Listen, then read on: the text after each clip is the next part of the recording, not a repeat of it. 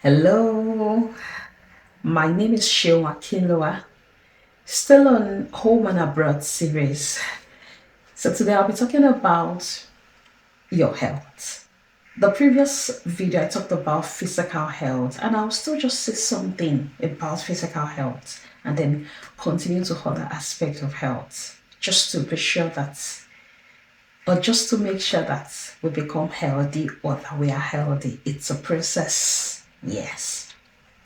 So in the last video, I talked about, going for checkups. So have you gone for checkups? Have you called your doctors to ask for checkup? It's very important. Sometimes people don't really know what to say. They don't know what to do. You can just tell your doctors, "Oh, it's been a while. It's been a while. I did checkup. So can you please, book me in?" Yeah. Even if you don't have headaches, even if you don't have anything, sometimes there are some silent killers. There are some silent diseases that kill people because, or that kills people because they don't even know anything about it, or they are perhaps unaware that they have something going on in their body. And they can just, start from simple basic things, which, I talked about in the last video. Sometimes, just blood pressure, checkups. I don't want to use big words like, checking for diabetes. Sometimes some of the things we eat may not be healthy for us. And with that, if they tell you, oh, with regards to your sugar levels, it's borderline, almost close to being diabetic or you're diabetic.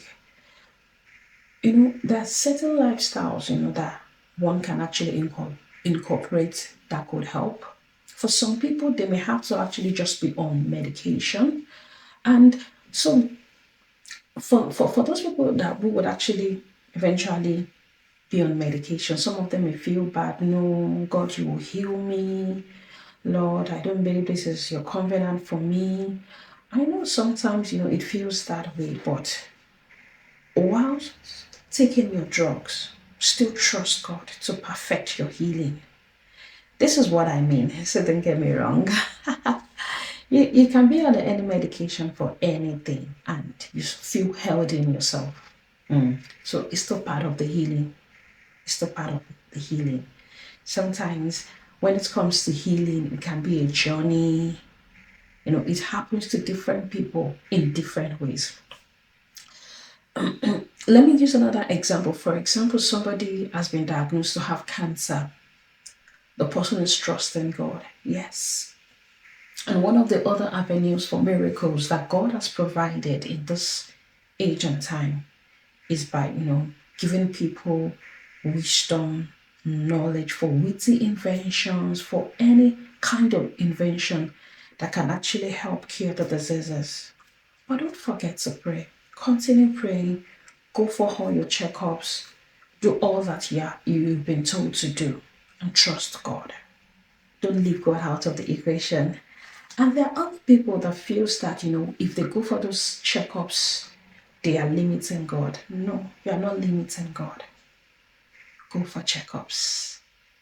Do what you've been asked to do. Yes, it pays off that way because you are preserving, or you'll be preserving generations, even yet unborn. Yes. And like I talked about, just follow up things, so that at the end of the day, if you're cancer free, you're free of whatever ailment, you can say, yes, indeed. Thank God for healing me. Thank God for my doctors. Thank God I feel whole in myself.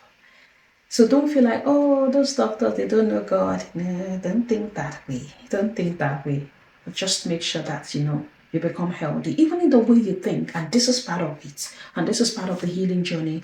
The way you think, the way you see things is part of your health. It's part of your health. So don't neglect your physical health. And there are times that lots of people in diaspora, like, working, many hours, you need rest. There should be a time that you can say, yes, I need rest. I know sometimes, somebody will say, Shion, what do you mean by rest? I just came abroad. I still need to pay people. I still need to do so many things. I've been called debt, and I need to pay you back. Yes, yes. You still need to find a way to rest, balance things, so that at the end of the day, you will not become shattered, you will not become crumbled. Let me just use that word. Yeah, so you still need to rest. Rest is part of the healing that God has given to you. When you are able to, rest, lie down, think, and say, God, in the next 5 years, plan. What should I do? In the next 10 years, where would my life be? When you don't rest, you just continue to do things, without even taking note of your body, what your body is telling you. So sometimes people get sick because they're not resting well enough. Yes. So I'll leave it there because if I'm to talk more about, the rest, that may actually, some people can actually feel like, oh, this is not balanced. But, whichever way you want to rest, please take out time to rest. Think about your future. Think about life. Think about your family. Let me quickly share a story. Remember the story? There was a man somewhere. He saw a lady. And as soon as their eyes, saw each other, as soon as they saw each other, the man went into hiding. And the lady decided to just, go look for the man. Why would somebody just, look at her and then try to, run away or, shame or something? And that was the way the lady perceived it. So the lady went to ask, looked for the man. And the man decided, okay, I'm going to talk to you. And said, okay, let's go to a side room. And whilst in the side room, the lady asked, what happened? And the man said to her that he was a lawyer many years ago in his home country. And when he came abroad or when he traveled abroad, this was the word he used. He said he came in with baggages. He didn't drop the baggages. And the lady tried to ask, like, what does that mean? He said he came in with heavy problem, baggages. That at the time when he traveled abroad or when he came abroad, he came to do masters. Some of his mates, colleagues, let me use that word, colleagues, they decided to further. One lady in particular decided to do PhD. And his families abroad advised him to go further, but he said no, he was going to, sort out things. And for years, for 13 years, he remained stagnant. However, later at some point, he decided to, go for career progression. He was doing something else then. He was, I don't want to mention the name of the job so that people won't feel bad. No, he was doing something. He was doing something. So at the end of the day, he decided to go and do mental health nursing.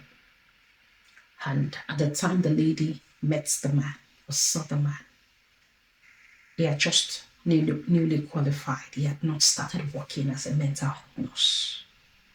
And that was how his life, was just stagnant. And he said to the lady, he said, because of the baggages, he's not married. Because of the baggages, he does not even have any family of his own, like immediate family, no wife, no children.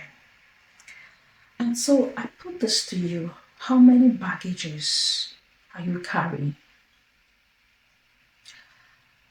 It's good. The Bible says we should bear one another's burden.